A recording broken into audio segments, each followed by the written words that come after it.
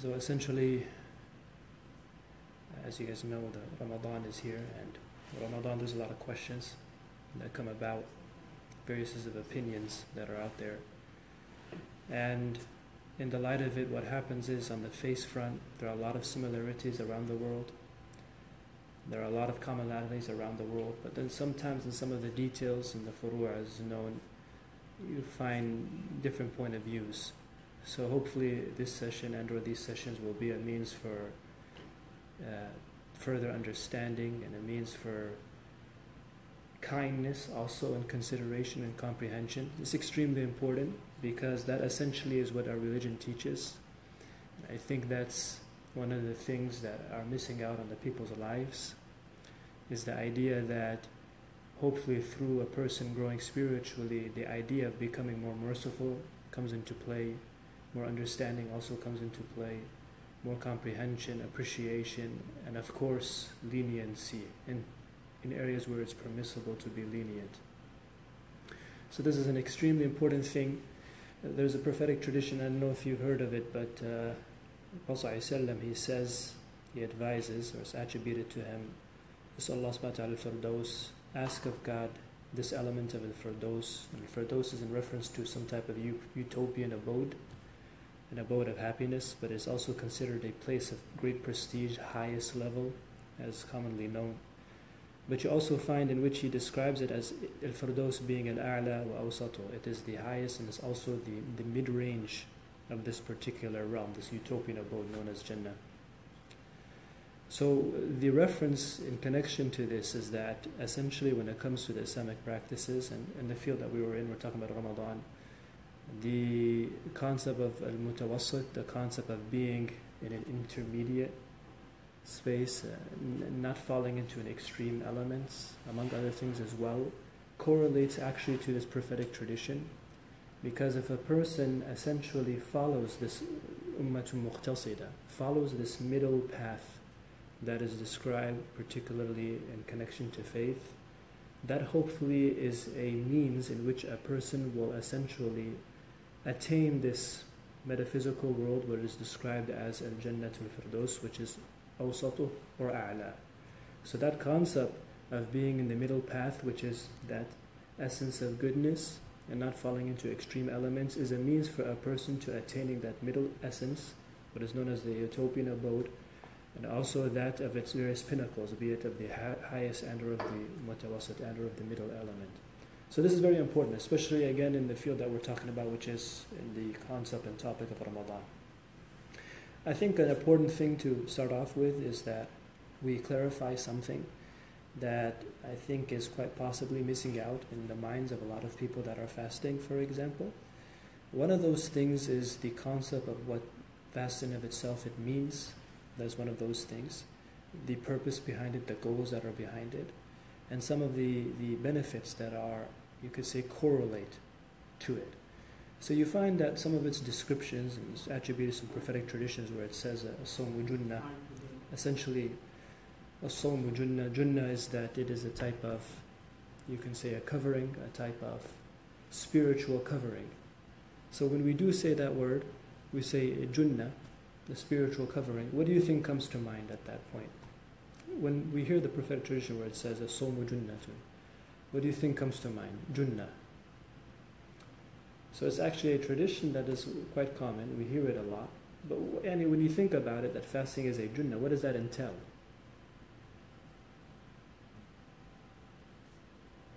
What do you think that entails? So talking about the middle path? So al-junnah, as-sawmu junnatun, right? Fasting is a type of spiritual covering. Why would you say it? Why would you say fasting is described as a spiritual covering? Why would you say that? You're supposed to abstain from certain things when you're fasting. Okay. And so you might not necessarily abstain. You're supposed to abstain from them all year round, but now it becomes a little bit more, I guess, intense, I don't know how to say. Okay. And so it's kind of like something that for that period of time you're on your best behavior. Yeah. I don't know how else to explain it that way. You discipline your soul. Disciplining your soul, very good. So what's interesting is that sometimes when a person is described to be in a state in which they could fall into great error, they are advised through certain methodologies to approach it in a fashion that hopefully you don't fall into that error. So for example, the concept of anger. Right? The concept of anger, and anger in of itself is a very,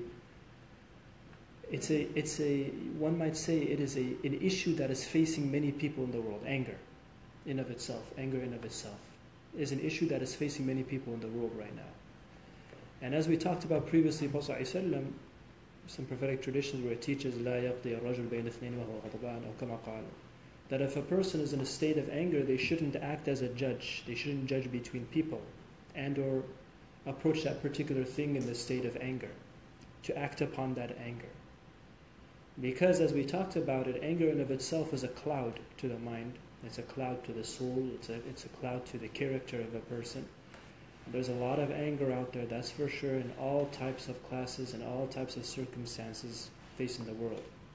So as a result, you find pious individuals in the past that really took that to heart, the concept of not basically judging between people or giving a ruling or acting in the state of anger in which it has bewildered the intellect in such a unique fashion. Like Umar ibn Abdul Aziz, he was the Khalifa about the 100th year in the Hijri calendar, rahimahullah ta'ala, and for him, before judging in any circumstance, he would allow 3 days to pass, so the anger would pass, and you see he had a chance to contemplate and how he can really take things into consideration, and he's not approaching it by emotion, he's approaching the situation by intellect.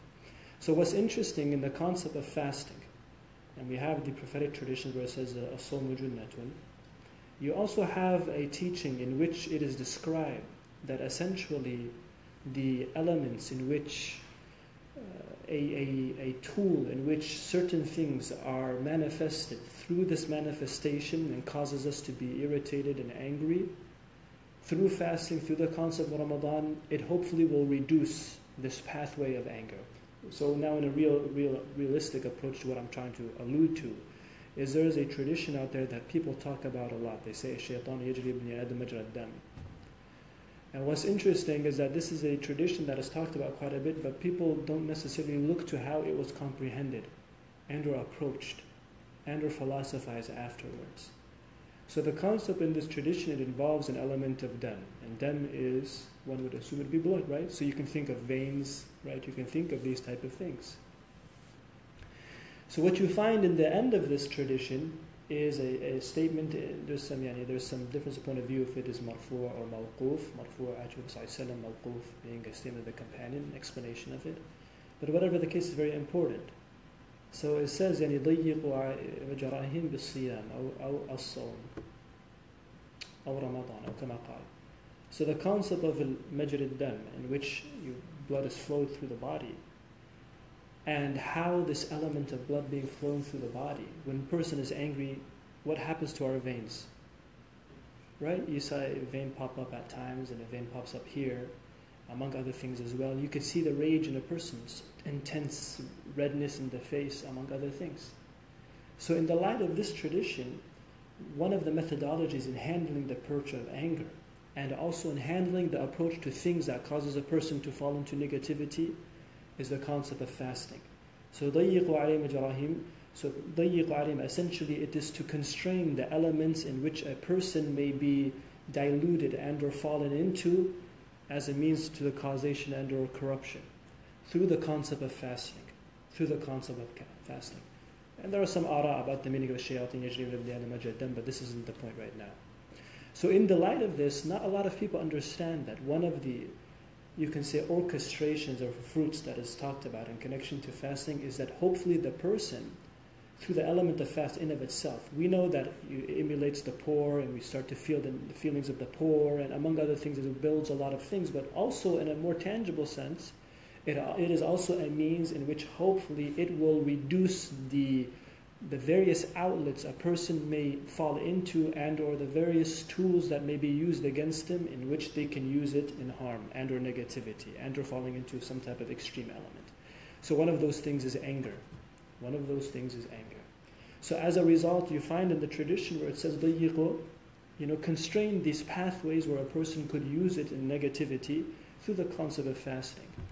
When a person eats, for example, without going into nutrition, among other things as well, blood gets involved and energy comes up, among other things as well. When a person takes a step out of this realm and they go into that orthodox position of fasting, which involves abstaining from water, abstaining from food, abstaining from particular relationships with the spouse, for example, you find that through those processes, hopefully it is bettering the person. It is bettering the person through many things.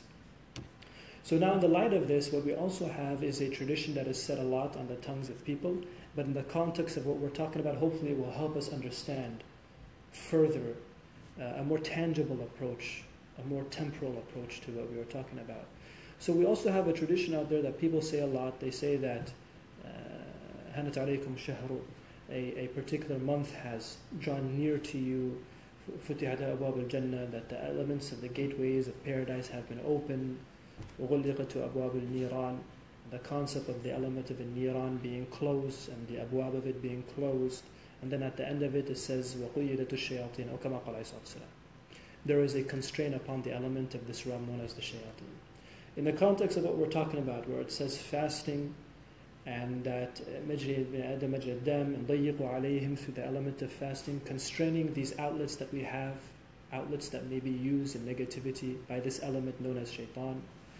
And in the context of it, what we find is that in the tradition where it says in this month, heavenly gates are opened, one particular philosophy in connection to that, in the context of what we're talking about, is that because when a person is in this state of fasting, what happens is their heart now has abstained from certain gateways in which it is used for negativity, and they have turned more to this heavenly realm, the spiritual realm. So as a result, these gates are opened. In the element of it, the character of a person hopefully is that they become more sincere, as you can see. They turn even more wholeheartedly, as you can see. And that doesn't negate the idea that indeed it is also a season of forgiveness, just like there are certain seasons in other traditions where it says the season of Mary, among other things as well. But in the context of what we're talking about, again, a person in this state has locked up these negative outlets and now has turned to hopefully positive outlets. So as a result, you find this individual more concentrated, you can see, you find them more wholehearted. Who is it that's forcing you to abstain from drink and food? That's your own choice.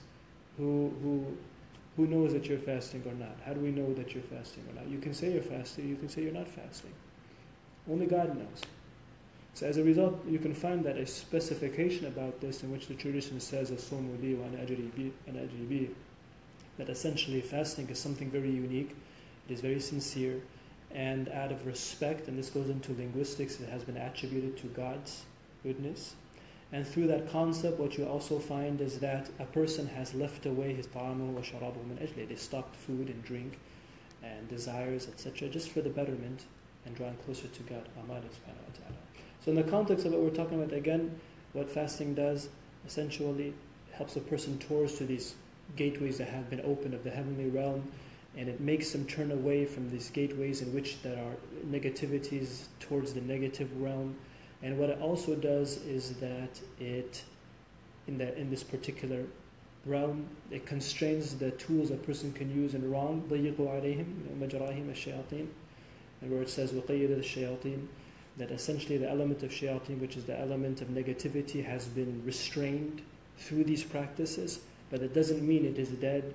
You see, it doesn't mean that there won't be negativity out there. It doesn't mean that you cannot, doesn't mean that you don't have a choice to do wrong and or you might do wrong. It just means that it has been controlled a little bit more, hopefully, when you approach it in a correct fashion.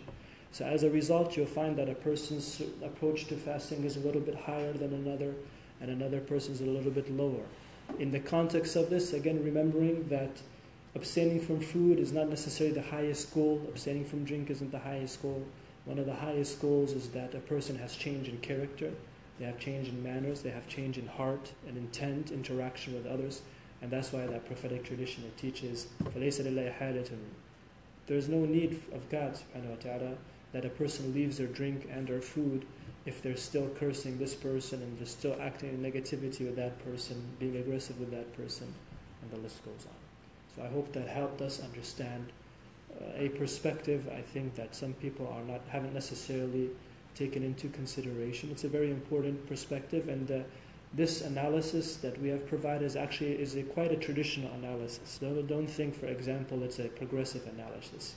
Actually, it's been around for quite some time, and you can go back to scholars in history in 1700s, among other 700s in the Hijri calendar, among others as well. They talk about it as such. Allah. Any questions with regards to that? Observations? So again, one thing we make, and the mistakes that people make, is they assume that wrong and or negativity doesn't exist in Ramadan. No, it still exists. You see, there is still negativity out there, and you can still be negative. But hopefully through the practices of these things, it will reduce to you, and hopefully it will reduce from your choices, and hopefully it will have a fragrant effect upon those that are around you as well. It's very important. It's very important. So negativity does exist. It will exist. And unfortunately there will be people that commit crimes, and they will do this and that, among other things. But hopefully a person, again, who approaches it in a positive fashion, it will change them. And as you know, some psychologists, among others, they talk about it takes about a month or so for a person to fully change a habit that they have and make it part of their lifestyle. So it's very interesting how this is a month at a time for a person to hopefully better themselves, among other things as well. It's very important. Very important. Any questions, observations thus far? Feelings? So with regards to controlling one's anger, are there any recommended ways to do it that are better than others? Or anything? You know that fasting helps with that. Yeah. Somebody starts saying stuff to you. Yeah, definitely. The veins do start bulging. It goes up, but it's hard. It's hard. Especially like when you read the news from yesterday and stuff like that. It's hard not to get frustrated or angry. Yeah, definitely. Yeah, definitely. Potentially lash out. Yeah. So anger is real. It has existed with the human being since their inception, as you guys know. However, the thing is that though it does exist, the advice in connection to these prophetic traditions is that hopefully a person at least doesn't act upon anger. So anger will exist, and anger is considered an emotion. But hopefully we can approach things through more of an intellectual approach than more of an emotional approach. With that in mind, there are some traditions that talk about how to handle anger, and there are also some progressive observations of how to handle anger. So for example, the progressive observations that a person avoid certain opinions out there, to abstain from white sugars, to abstain from carbohydrates, these things that causes the blood to really kick in. But in a traditional perspective, as you know, there is the concept of wudu. So if a person, for example, is in anger in which it reaches a point that is not, you know yourself and you are losing that control of yourself, to stop yourself and go do wudu, if possible, to do wudu.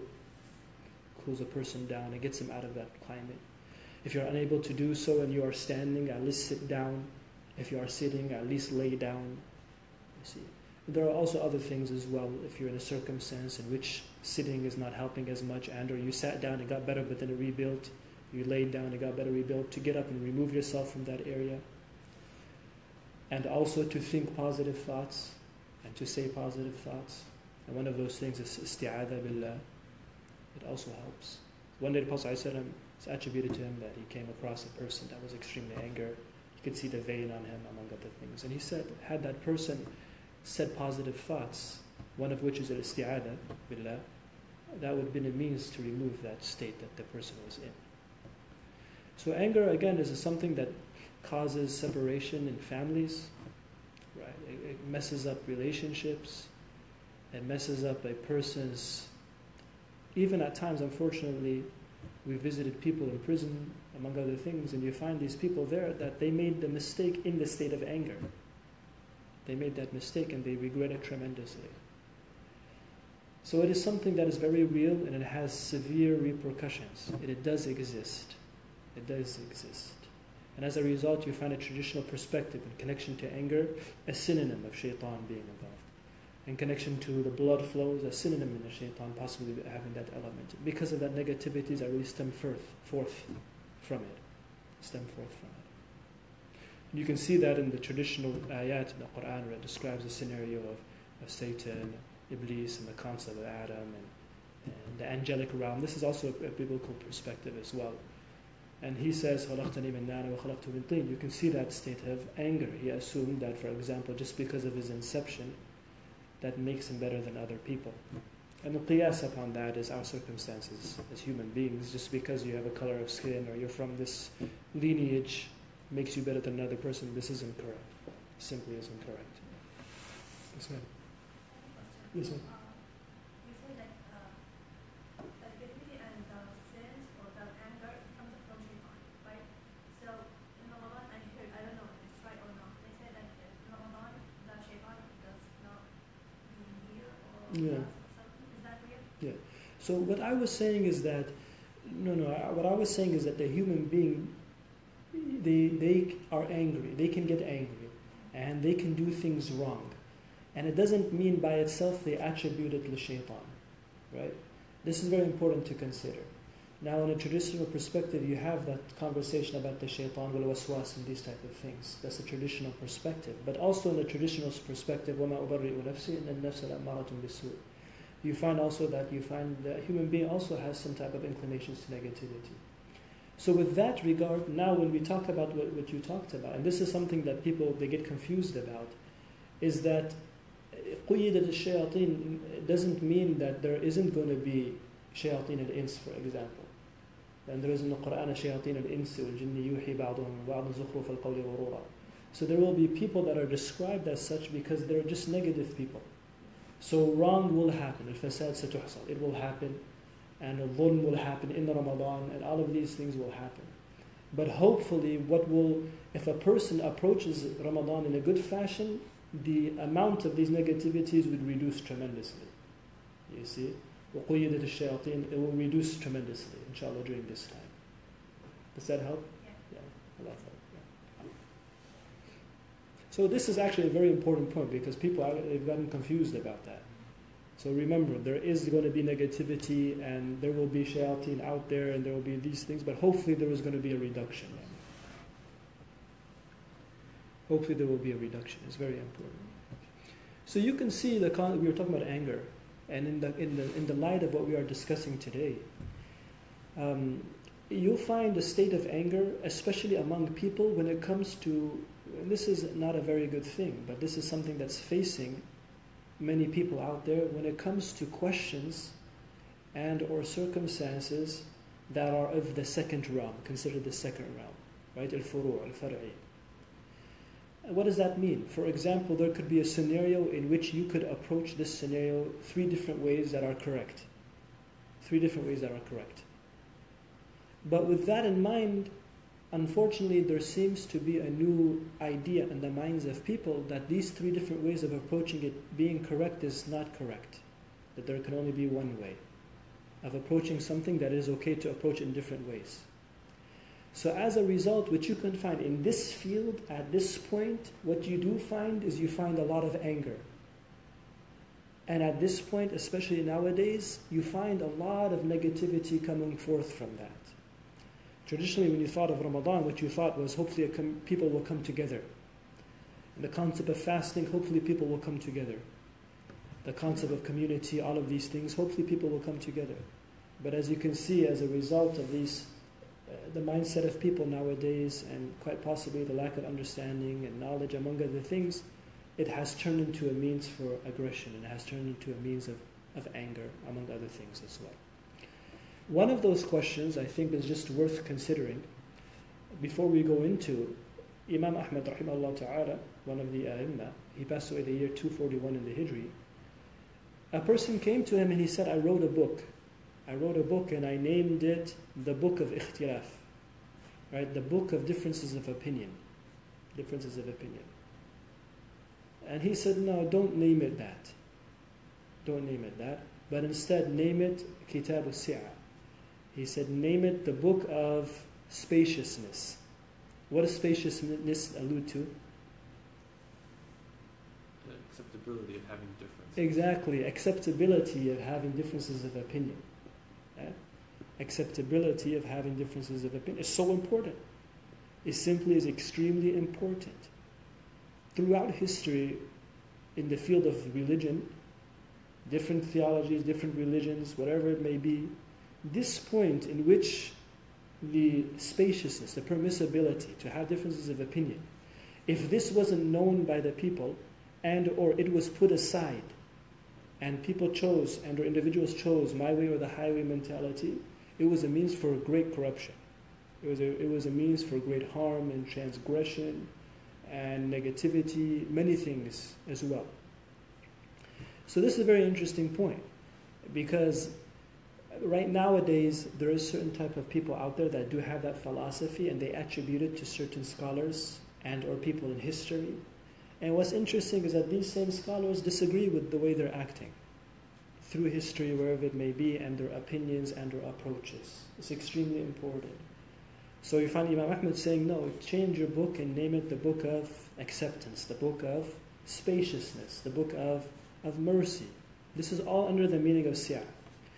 How so is because what's interesting is that there's a concept out there that al-ikhtilaf rahma, that fi ummati rahma, that essentially the various opinions, points of views about a subject in the gray area is considered a mercy. This is a known statement that people say much, okay? And actually it is quite considerable to be very applicable. And some argue that it is a prophetic tradition, some argue that it isn't, but is accepted by scholars in history, whatever the point. It can actually be very merciful to people.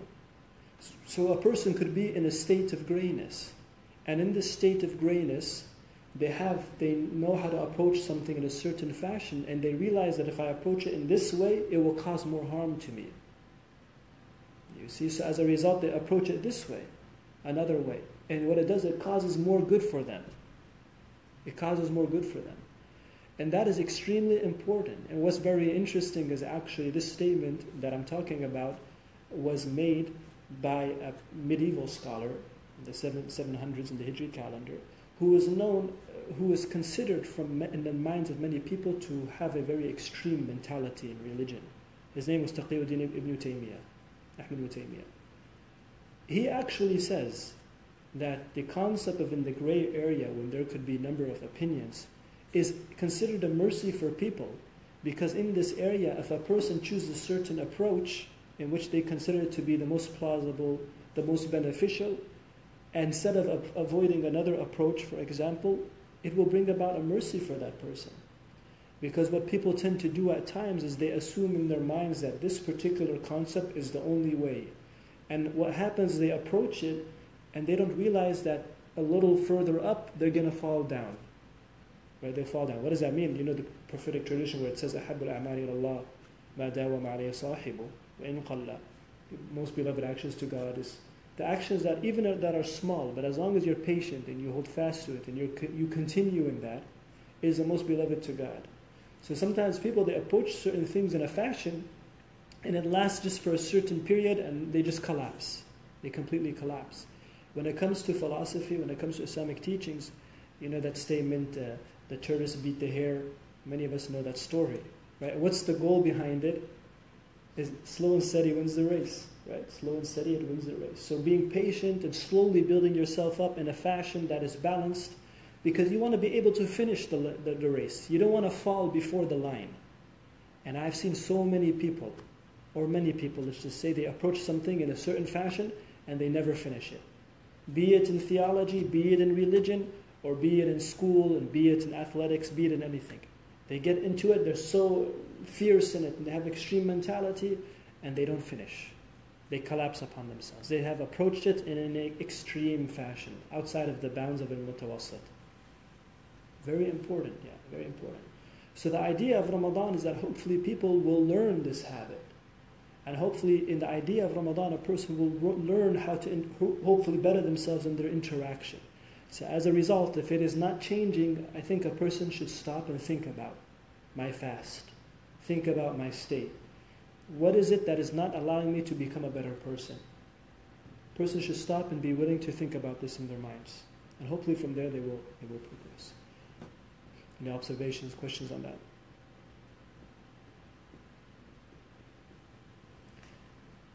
So building off of it, what we have nowadays is that traditionally when it came to approaching Ramadan, the start of Ramadan. How does it start? What day does it start, for example? How should we approach its inception? So what is the difference between the solar calendar and the lunar calendar? Amount of days. Amount of days. What does the lunar calendar allude to? Based on moon. What was that? Based on moon. The moon, right? Based on the moon. What does the solar calendar allude to? Sun. The sun, correct? The sun. Traditionally, how many days are in the solar calendar? 365. Yeah, 365, correct? There's some points, because 33 years, 0.3 would eventually make another eclipse of a complete cycle, without going into too many details. The concept of a leap year and these things. And the lunar calendar? It's pretty good. It's pretty good. So it's going to be a reduction to about 11 days approximately. Right? So 365 would be 350. What would that be? 54. Oh, 354 or so approximately? Yeah, approximately there. So 365, and the lunar calendar is about 354, Yeah. generally speaking. Okay? Now this change, based upon this, right? Did the lights go out?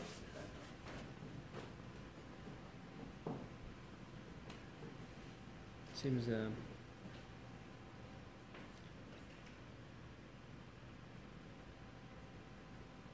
we go. Jazakallah khair. So based upon that,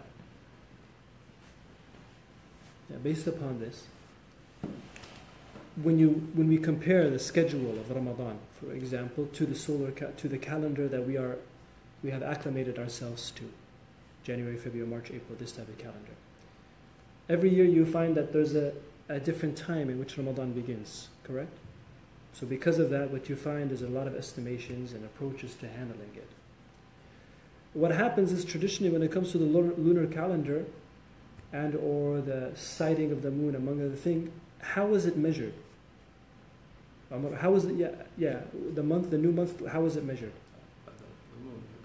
By the birth of the moon, right? So in Arabic, al-hilal, it's known as al-hilal, right? Not the soccer team, al-hilal. There's a soccer team known as al-hilal. Al-hilal is something that is traditionally known to give reference to the concept of the moon, particularly in the essence of the new moon. But linguistically, hilal, it entails something else as well. And this is where because of the definition of it, is where a certain point of views comes out.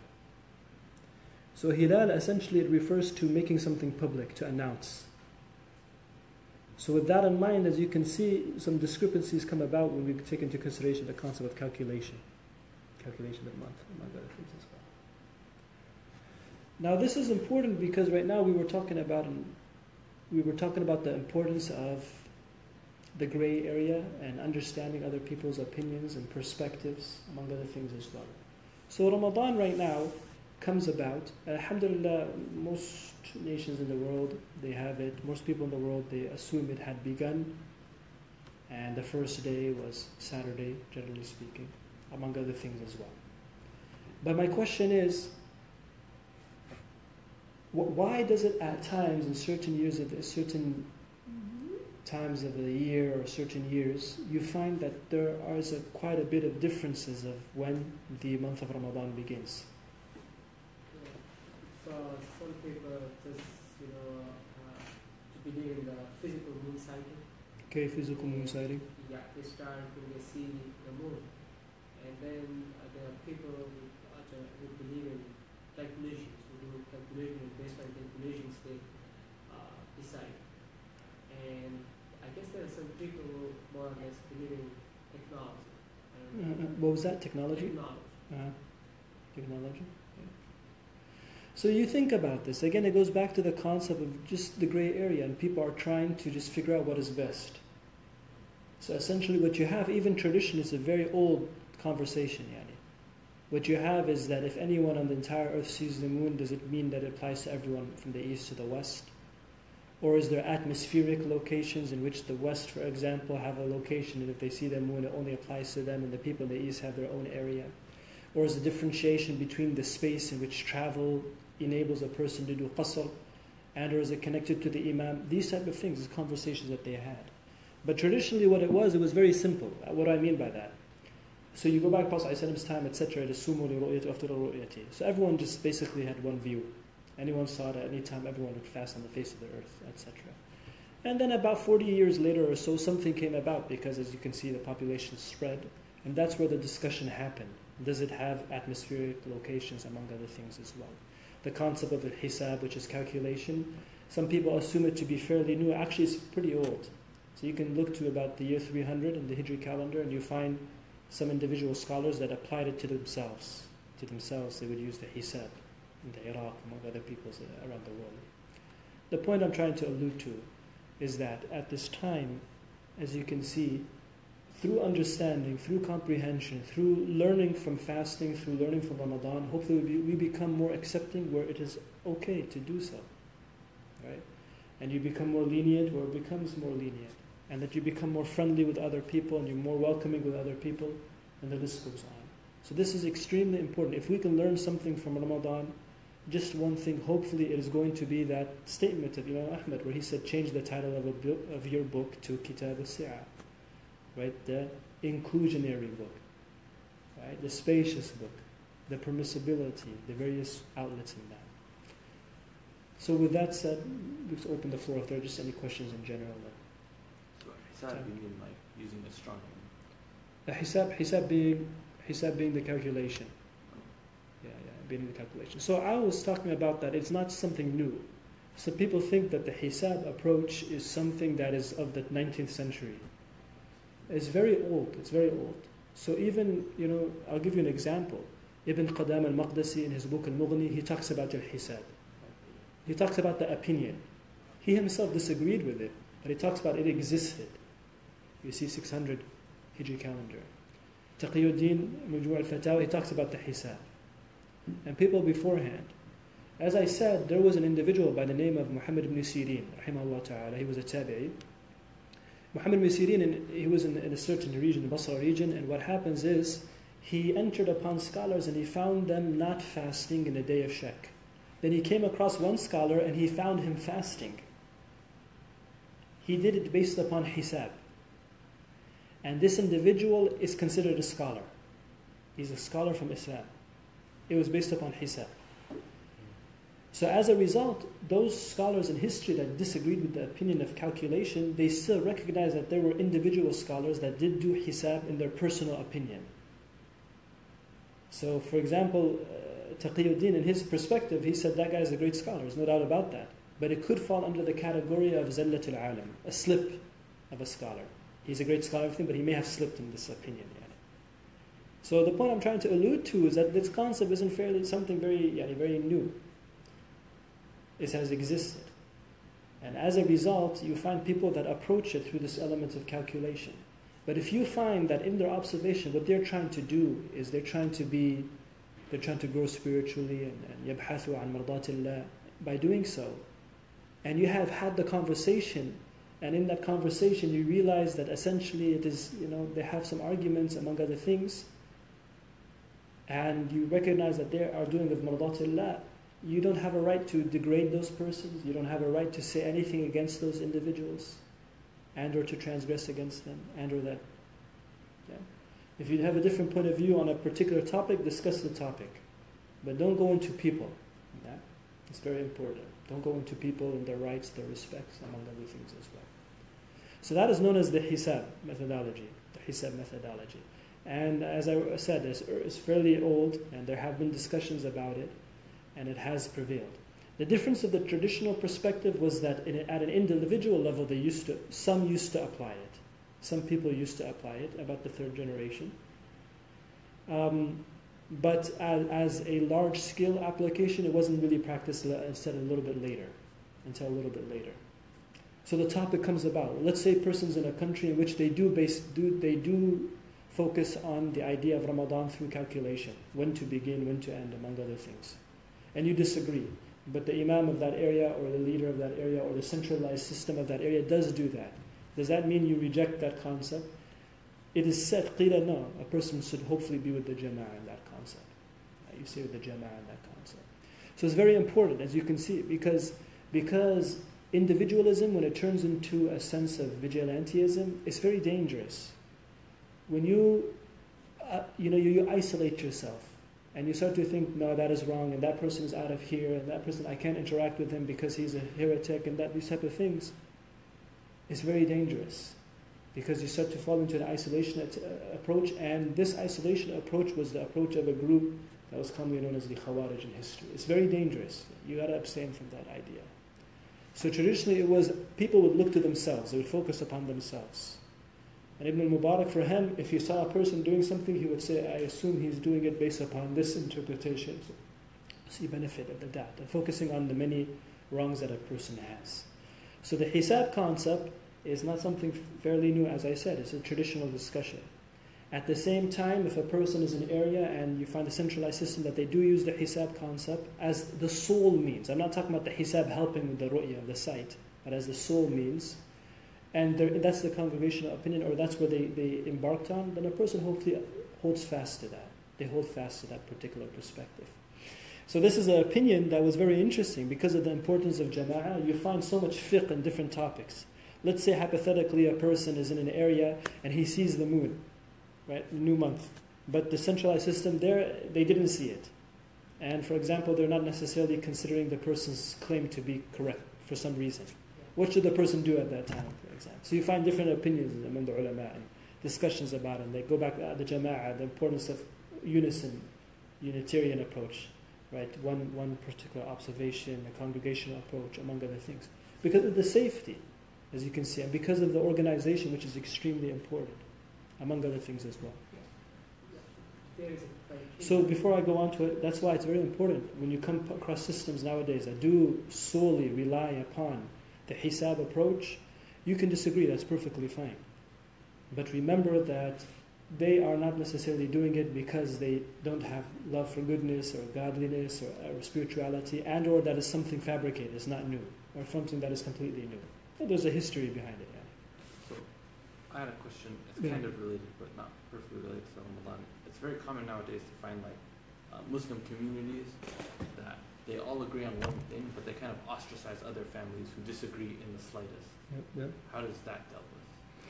So it's like Taqiyuddin, he says it's not permissible for anyone to ostracize anyone else because of a legitimate point of view that they have when they've done so based upon legitimate observations. It's not permissible for anyone to do so, and to transgress against anyone, and to speak bad about that person, and or to negate that person, and the list goes on. So it's so important. As you can see, it's extremely important. And it's coming from Taqiyuddin. And Taqiyuddin, he had the view that a person, when there are differences of opinion, sometimes you can find one more legitimate than the other. That was his view. But still in his mind, he knew that still this concept of difference of opinion does exist, and it's not permissible for a person to transgress against the other when it is involving that gray area. So it's very important. Yeah. So important. So it's not okay for anyone to ostracize anyone else and or to degrade anyone else. But a person should remember that, look upon themselves, and one day, look, everyone is trying. Inshallah, hopefully, many people are trying out there. They're just doing the best they can. We're living in an area 1,400 years after Prophet ﷺ. Many of these people, if they were standing in front of Prophet ﷺ or Jesus, etc., they would kiss his forehead and they would accept. What they're trying to deal with is a circumstance 1,000 years plus afterwards. And what they're trying to do is hopefully do the best they can in an attempt to exemplify these prophetic individuals in hope of God consciousness. That's what they're trying to do. And that's why you find the fuqaha, they talk about this. They talk about traditions and perspectives, about narrations, Ibn Majah, Sunnah Ibn Majah, where there will come a time period where people will, for example, hold fast to just a little bit of things, but that's what they knew to be true. That's what they knew to be good, that is. And that's a means for their success. And that little bit of amount that they held fast to is not the same thing as the disciples of Jesus or Sahaba, Prophet ﷺ were held fast to. They had a different scenario, circumstance. It's very important to take that into consideration. Go ahead. Is moon sighting fard kifaya? Yeah, the moon sighting is a fard kifaya. Essentially it is. Yeah. The question of it fard ayn, there's some scholarly observations, but as generally speaking, inshallah, it's fard kifaya. And the idea, when it comes to the idea of it, if it is a universal sighting, if one person on the face of the earth sees it, then it means that Ramadan has entered, and that person is legitimate, of course, and or to whatever it may be, depending on fiqh. And or is it something that is local? This is something historical scholars had discussed as well. The discussion really happened about 40 years after the Prophet ﷺ. It happened at the time of Muawiyah bin Abi Sufyan with Abdullah ibn Abbas. And during that, since I'm Muslim and Sunnah Tirmidhi, among others as well, there was a scenario when a person was from the Meccan region, he goes to Sham region where Muawiyah is, Syria, and they began to fast in a certain time period, and Muawiyah did as well. Why we say Muawiyah? Because he was the leader there. Then he goes back to Mecca and he finds that they have a slightly different variance. They saw the moon the next day.